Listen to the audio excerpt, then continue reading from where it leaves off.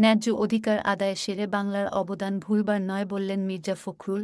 ন্যায্য অধিকার আদায়ে শেরে বাংলা একে ফজলুল হকের অবদানের কথা কোনোদিনই ভুলবার নয় বলে মনে করেন বিএনপি মহাসচিব মির্জা ফখরুল ইসলাম আলমগীর। শুক্রবার ২৬ এপ্রিল শেরে বাংলা একে ফজলুল হকের মৃত্যুবার্ষিকী উপলক্ষে এক বিবৃতিতে বিএনপি মহাসচিব এ কথা বলেন।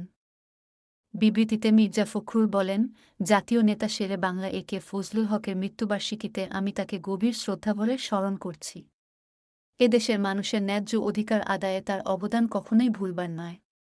ঔপনিবেশিক শক্তির অমানবিক, অন্যায় ও চাপিয়ে দেওয়া কঠোর শাসনের বিরুদ্ধে সোচ্চার সংগ্রামে তিনি বলিষ্ঠ ভূমিকা পালন করে ইতিহাসে অবিস্মরণীয় ব্যক্তিত্বে পরিণত হন। বিএনপি মহাসচিব বলেন, এ দেশের কৃষক সমাজকে ধ্বংসের হাত থেকে রক্ষা করতে ঋণ সালিসি বোর্ড গঠন তার একটি যুগান্তকারী ও ঐতিহাসিক পদক্ষেপ।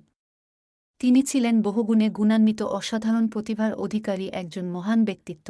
আমাদের জাতীয় ইতিহাসে তার অবদানের গুরুত্ব অপরিসীম। তিনি আরও বলেন, স্বাধিকার ও অন্যায়ের বিরুদ্ধে প্রতিবাদী হতে তিনি এ দেশের মানুষকে যে দীক্ষা দিয়েছিলেন সেটির পথ ধরে চলতে গিয়ে আমরা বিশ্বদরবারে এখন সাহসী জাতি হিসেবে পরিচিত।